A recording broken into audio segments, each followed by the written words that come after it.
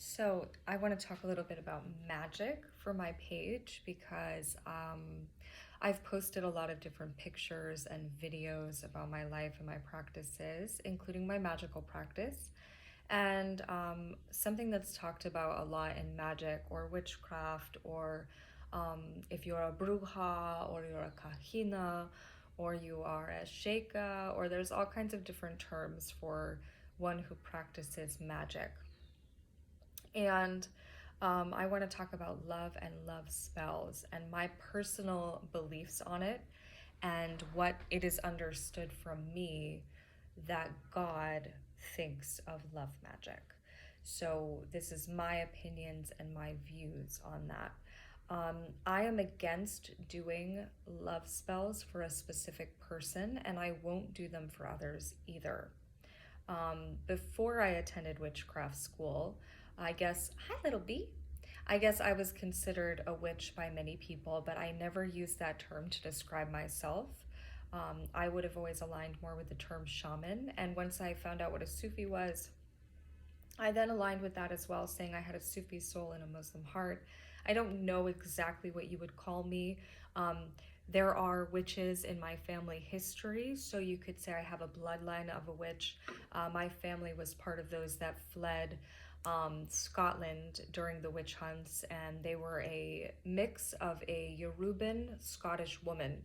And she brought the Caribbean with her to Maine. There's a part that she landed with her boat, her and her partner, and that water became like the color of the Caribbean in Harpswell, Maine, USA. Um, so it is in my bloodline, but I never really called myself a witch. Again, I would say shaman quite a lot, or I didn't really label it as anything. But for my personal opinion, um, doing love magic for a specific individual would be considered haram or negative and bad karma and against what I believe to be correct. Uh, Now, I did do in 2014, I imagined the kind of person I wanted to bring into my life. It's not the first time I did that. When I was like 12 or 13, I would sing to certain songs on like BET, and my mom listened to a lot of country too, so there was some country songs and BET songs. So Casey and JoJo, like real like love music that was about connection, and I would imagine what this man would be like. And they didn't really have physical attributes. It was more about how they made me feel and what kind of person they would be, what kind of soul they would have, like being spirit, um, inside of themselves. And then in 2014, I started to manifest that because I had spent time alone and I wanted to bring the right person into my life. Um, and then when I started studying at witchcraft school, templeofwitchcraft.org, my teacher was Christopher Penzak, and he was a really excellent teacher. And I think it was the second year, there was a book in our course book. Unfortunately, I had to get rid of a lot of my books when I moved. Um, that was really hard for me. I really loved my books, and I wanted to keep those books for forever. And I wanted to complete the witchcraft school too. But it's kind of good that I stopped because my area was calling me a bad witch. Um, and they were actually scared of me. People were like lowering their eyes, afraid I was going to curse them. All kinds of things got spread around about me, contributing to all of this going really horrible for me and allowing really bad people to get away with what they did. Oh well, moving forward. So I signed up for witchcraft school, I guess it was 2016 on my birthday. Um, and I began it in September of 2016. Needless to say, when I tried to manifest that partner into my life in 2014, um, I guess it did not happen, or I would probably be happily with that person. So instead, um, I learned about different love spells that my teacher recommended and he had in his book. One of them is a life mate love spell. And because I don't have that book with me, and I had to get rid of them, I don't have it, but off the top of my head, it's essentially when you use a resin called dragon's blood and a little bit of sugar, and you put it in clear water, purified water, or water that you believe is sacred. And then you use a flower. He recommends a rose, but you can use any flower. And you speak to it and you tell it what you want in a partner. And you place it in the vase in the water and you put it somewhere. And when it starts to die, you then can take the petals and you can dry them and you can keep them. And supposedly, if your life mate exists, they will contact you within 3 months. You'll have an interaction within 3 months' time if the time is right. And you're supposed to do this, or it's said to be most beneficial, on the Friday before the full moon, or a very positive Friday, which is the day of Venus, with positive attributes. So, Sun trine Venus, Sun trine Mars, Venus trine Mars, things like that, that would be favorable for love and connection. Mercury trine Venus. There's all kinds of things that you can look at, but you can also neutralize what's going on in the stars, because as a magical person, when you cast a magical circle, it's the same as before you do a meditation. If you say a mantra, Sufis will say a phrase, "Hi, beauty bird," so cute, and say Bismillah, and before meditation, it's similar. That's like a fast way of casting a circle, but it's a protective circle. It's not anything bad. It's neutralizing anything around you. Similar to the 33 verses and how when you play them, it can neutralize your whole body, mind, spirit, space, and a radius around you as well, keeping it protected and the people around you protected, communities protected, countries protected, worlds protected, the universe protected, things like that. So when you're casting a magical circle, you can do the same thing. You can ask to neutralize any negative influence that's happening so that you only receive the most positive connection to everything in the universe when you're doing that with good intention. It doesn't mean you're going to attract a perfect partner, because no person on this earth is perfect. So you're not going to find a perfect person when you have imperfection. You're going to find someone that matches you well. And then there's also so I think that is a very positive love spell to do, because you're not thinking of anyone. You're not trying to manifest it. Again, I've said the examples of, I knew a woman who caused a lot of chaos in her life by trying to manifest things that were not hers. And she caused irreversible damage to herself, her family, and others by doing that. So it's like, if this is my cup, somebody would not be like, I'm going to manifest her cup, right? You would manifest your own cup, and you would manifest that cup to come to you at the right time, in the right place, in the right way. That's the same with love. And also for me, I don't know about anyone else, but I've been in enough situations with people that had bad intentions that I don't want to manifest anything that isn't genuine. That's been a huge motivation for me to never do love spell magic for a person. It never crossed my mind, for one, because it was always clarity for me that if somebody didn't want to be in my life, they weren't my person, and so I wouldn't want them to be there. I don't want any ingenuine connection, because if you force a connection, then you can't be yourself. You have to be you in order to attract the right person to you. Otherwise, it's just a game and it's pointless. Better to be alone for long periods of time and be your own best friend and know who you are and love yourself, and then always be yourself, so that when the right person arrives, it's going to be the person for you and not someone that is going to be because you called upon a specific person that wasn't meant for you. I don't know how to protect people against what I've had as an experience with bad partners that had bad intentions. I wish I knew better about how to protect myself from that, because unfortunately I've had people in my life that had really bad intentions for me and left me in bad situations, like being crippled by the last man I was with, and then I had to actually get away from him while I was being held hostage. It's very dangerous. It was really terrifying. And he is a terrifying person. I can't believe he got away with everything he did to me. It's alarming and unforgivable. But all of that being said, I might not be good at protecting myself against people with bad intentions, or at least I wasn't then. Maybe I've gotten better at it now. Hi, my beauty bird.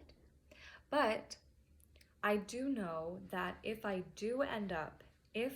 end up finding love on this earth, it will be genuine. And that will be without a doubt. Because my intentions have always been pure, with no intentions or good intentions with every interaction I've ever had. So I do know for a fact that that will be beneficial. And if I have to wait until I die and I'm in heaven, better. You know, your heavenly ordained spouse is designed just for you. They're perfect for you. Everything that you want and need in a partner, in a spouse. And I'm perfectly happy by myself. That's why I can spend years alone at a time without being intimate with anyone, because I am not like everybody else. But there's also a lot of people like me too. So maybe for once I'll actually attract someone like that instead of the opposite. You know, I'm a giver in relationships, and hopefully I'll attract a giver so that together we can build each other up, because so far in the past I've been like everybody's cheerleader while they tear me down, and I just don't want to do that anymore to myself. And it's worth it for me to just be alone instead of have false people in my life that have bad intention. So I do believe that a halal life mate love spell would look like what my teacher has, and what he recommended, which is that you speak on the characteristics you want of someone. I don't know if you wanted to focus on physical attributes too. I guess that you could. It depends on who you are as a person. So I guess you could describe someone if you wanted. You could describe a feature that would make it so that you know who they are without a doubt when you see them. Different things like that. There's another love spell that he recommends that I also think is considered halal, which means it means that it's okay, it's good, it's beneficial, it's not harmful. And that would be to reignite the spark. So it's when you're in a relationship, and if you two are feeling like you're in a place where your relationship has plateaued. So what some people consider boring, but most of us who are like trauma survivors who have gone to actual war. I've never gone to an actual war, but I had to live in them inside of my home multiple times, and I have been put in some really horrific situations in life. So people like us usually like that part of the relationship where things become predictable, and you know, we look forward to that maybe one vacation weekend we have a year where we might go somewhere new. But other than that, like, the normalcy of our relationship and life is the goal, you know. But then for some people who've never had immense trauma, they've never had a lot of violence in their life, they've never had hardship, or they've never been to war, they might cause more chaos in their relationship. And when it gets to that point where things are normal, they get bored or restless. So the Ignite the Spark love spell is one that you do with a relationship that you're in with your partner's permission. And I don't even know what that one entails because I never did it. But that's one where you ask your partner's permission. You say, like, okay, we're in this situation, things feel this way, and I want to, like, reignite the spark between us. And if you can't do that with, like, taking a dance class, going out to dinner, going on a vacation, taking yourself somewhere romantic, there's a billion ways that you can reignite a spark if you feel like your relationship needs a little pizzazz, you know, like after you've gone through years of parenting together. I'm not a biological parent, but I've helped people take care of kids, and I'm not blind to what it takes to raise a child. I am very aware of what it takes. I've been around kids my whole life. So, you know, after you're parents to a child for a time, there might be a period where you you lose that kind of sexiness or newness or love in your relationship. And so then you want to reignite the spark. You might go away on a trip together and have someone watch your kids for the first time in years because they're finally old enough. There's all of these scenarios that are very logical and realistic. And that's another spell that I would consider halal. In fact, I think all of the spells that he has in that book in regards to love are all considered halal.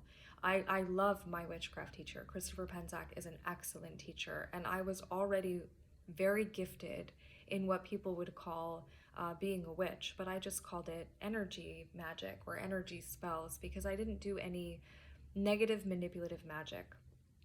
I didn't do anything to manifest a specific thing. Like I said, if I wanted a cup, I didn't say, I want that cup right there. I was like, I want the cup right for me at the right time. And it's the same thing with love, with work, with energy. Most of the energy spell working I did was to send energy and light from my space around me, around my home, around my town, around my community, around my county, around my state, around my country, around the world, and then around the universe. And I would pick different colors to do that with. And that was most of the energy spell work that I did. I guess if you were going to call me a witch, you would have to say I was a good witch and not a bad witch. I've only done one spell in my life that was to enact quicker karma for a person who really, really caused me physical, emotional, mental, psychological harm.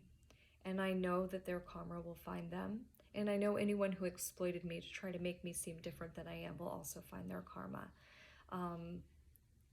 So to me, and what I believe God would believe, is that for you to manifest someone that's not for you would be haram, negative.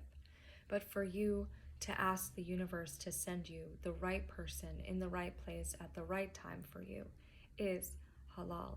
And more than understandable, because we're meant to have love in this earth. We're meant to be loved. We're meant to be paired, or whatever works for you.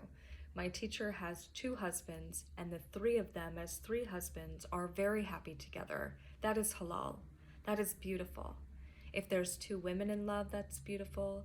If there's 2 men in love, 3 men in love, no matter what it is, if it's real love and it's consensual between all people, that is halal. God does not discriminate against real love, no matter what it looks like to anybody else, because it's none of their business. It's the business of those that are consensual and in love. That is all. So, that is my view on love spells. That is my view on examples. And again, I don't remember, it could be the Outer Temple of Witchcraft that has those spells in them. www.templeofwitchcraft.org is my teacher's school. I highly recommend it. I think that it's super beneficial. And even if you're already an established being, like you, I had all the magic I needed within my body, mind, and soul, but that school was amazing for me. And I really loved it. And I'm so disappointed I didn't finish, but I did already travel the necessary amount needed, what's called like the Tree of Life, or in Jewish mysticism, it's called the Kabbalah. In Muslim mysticism, I don't know what it's called, maybe the Tree of Life. In Magic, it's like bringing down the goddess to priestess. It's the agency over your life, understanding the above and below worlds and everything in between, creation, creator, great spirit, Holy Trinity. It's understanding all of that. So I have great understanding of that, and have for a long time, but that school was beneficial for me. And someday, I think my teacher is retiring, so I won't be able to continue with him, so I probably won't complete the last 2 years because of that. But I got kicked out of witchcraft school because I said that Tiferet was Allah, fire to water, the 6th sphere in the Kabbalah mystic Tree of Life. So there was a misunderstanding between me and a teacher's assistant, and then I got kicked out because I brought up Allah, and because without knowing me, there could be a lot of misunderstanding as soon as that word for God comes up, because this earth has a very limited and distraught or disconnected view of Allah, which is why this time was prophesied for the mother of the book to arrive, for Mahdi to arrive, so that the world could understand a little bit better, but not because one person speaks about it, but because I would have been able to connect to people in the world that together we would have been able to communicate about it. And then to the world, we could have brought the message that was needed to be heard and had, and lots of things would have been clarified, and people would have been able to, again, I just learned that Jewish peoples were put into persecution, and that this time period denotes them being able to be free and finally be who they are and show themselves. And the same with Muslims, to be out of that purgatory, because this time period was to reveal the truth so that we all could come together and make this world be what it's meant to be. Not a place of pain and hardship, but a place of unity and togetherness, but also where our differences are respected, culture is respected, societies are respected, but we remove the unnecessary chaos that causes duress because individuals want to try to benefit from it. So that is why this time period was so important and beneficial, and was the brink of what could have been a golden age, but unfortunately we kind of missed it. But still, the window is like there and closing, and you never really know what can happen. If you have love, love.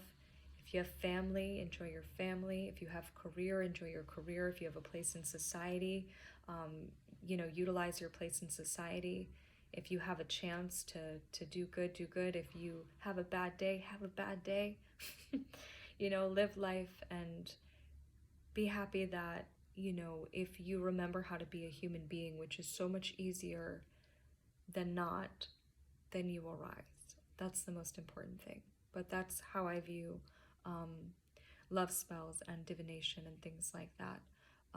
As far as myself, I clearly have failed miserably at bringing the right person into my life. So that's why I've been completely alone for 3+ years, and I'm crippled from the man I was in the last relationship with. So, should you be taking love advice from me, right? Like, it's amazing how when people are in a hard place in their relationship, I automatically want to give them advice for, like, because I had so much time to think about how to have a good relationship, because I kept trying to have them with people that were wrong.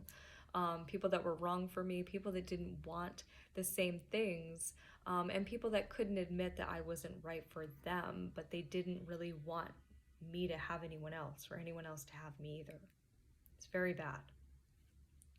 I used to read marriage books and love books, and how to make marriages work, how to make love work. Like, I always wanted to make sure that I was taking agency over my relationship, but you can't do that one-sided. It takes 2 people, or 3, or however many you're with, and everyone's consensual and happy. It takes everyone wanting the same things for them to actually go anywhere. So if that happens for me on earth, I will be very grateful and happy, because I have always wanted that since I was a very young person. I also had my own goals, dreams, aspirations, and I didn't want a man to negatively impact what I was capable of doing on the earth. But for me, the most important thing was going to be that love relationship, no matter what. And I was always willing to be a little bit flowing with how I existed on the earth for myself, what I accomplished, what my job was, what this was, because I was willing to make sacrifices for my relationship and adjustments, because what was going to be most important to me was that love connection. I'm not ashamed of that. I think that it's beautiful that I always wanted that, and I'm grateful that I'm that way, because had I met the right person at the right time, without all of the trauma and harm and pain that I was put through, then I would be an incredibly successful woman with a loving relationship and a family right now. But this was my path instead. I'm almost 38. I'm crippled from the last relationship. I've been alone for 3+ years. And, I do love to give people advice on relationship things. And again, as astrologically, if I'm going to be a businesswoman, I have www.triplegoddessarts.com where I offer astrology. So if you ever have questions about your love relationship or communication situations, you can write to me.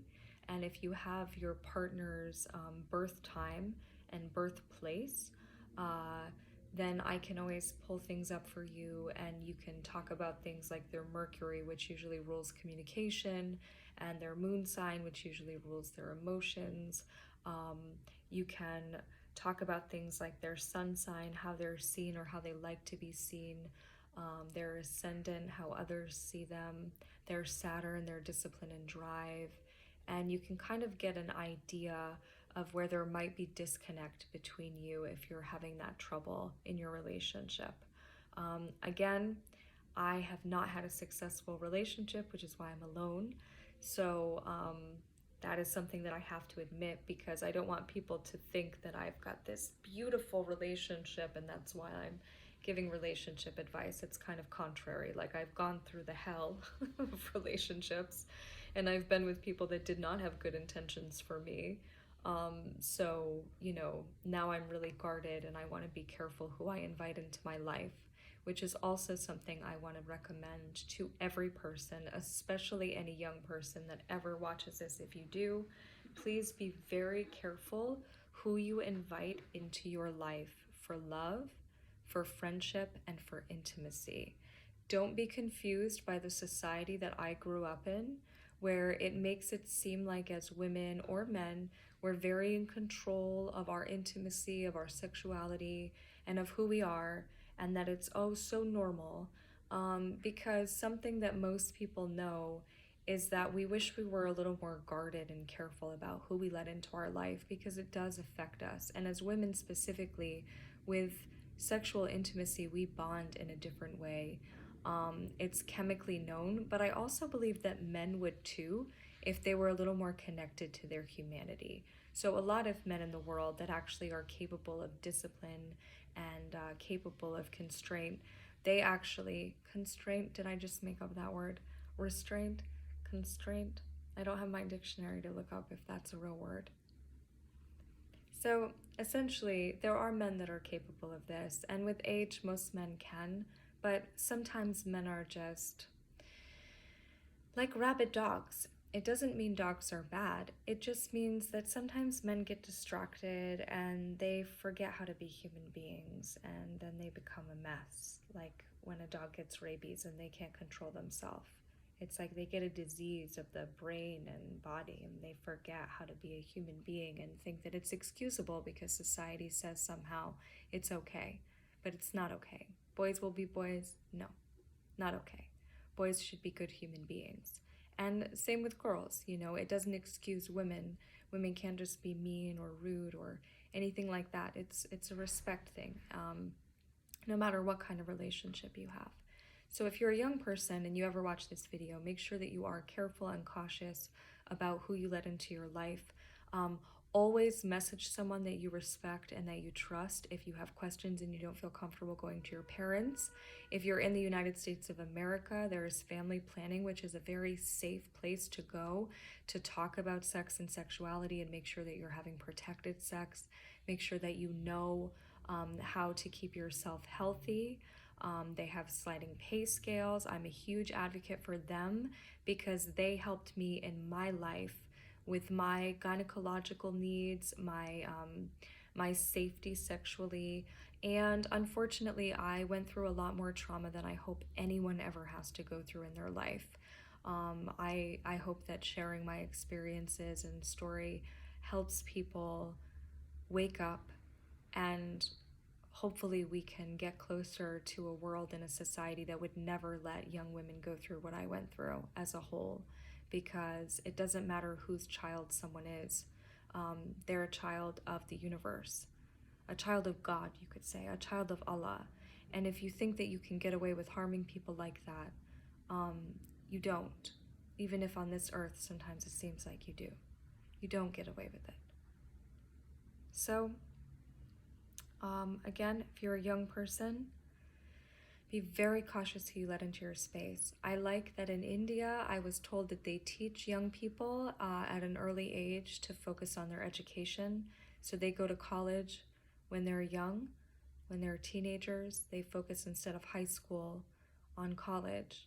And then they're practicing their position, they're practicing their career by the time they're like 18 years old. So by the time they're 28, 29 years old, they've already had about a decade of experience in their field. And in their mid-20s, after they've established themselves, then they generally will find partnership. And it's not the same for everyone. Of course, there's love before then. And, you can ask other people about that. That's just what I was told when I was in India studying Ayurveda in 2015, when I was having my Saturn return at 29. But I guess that's another video. So there's a little bit of a summary on love, love spells, and hopefully if you are a lover, that's what I call people like me. We're lovers. We are people that came here because we wanted to have family, we wanted to have love, we wanted to have marriage, we wanted to have the simplest things in life. And this earth sometimes is just not very safe for us because we are genuine. We have no intention or good intention. And in a world with people with bad intention and cruel intention, it is not always easy.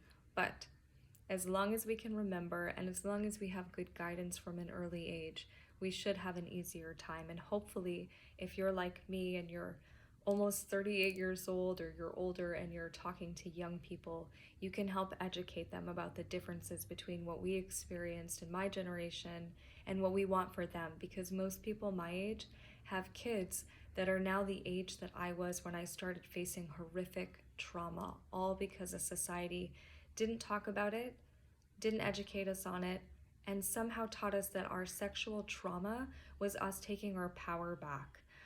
Without proper guidance. So hopefully all of the people that have children that are that age now can understand what I'm saying and then help guide us into this new time period where eventually we see a world that isn't this way, beyond heaven, because we all know that when we die, if we remember how to be a human being, we rise. So we don't have to fear that. And we get a choice. We don't have to come back if this earth wants to stay hell, web trap hell. We don't have to come back to it. But if you care about your family and you care about your community and you care about your country and you care about young people and you care about the future of the earth, then you'll do your part in educating people honestly so that we can have a safer world for everyone. Because you just don't know. You might perceive someone as isolated and alone, but you just don't know. They could have the backing of the universe behind them, and taking on them could be the worst choice you ever make.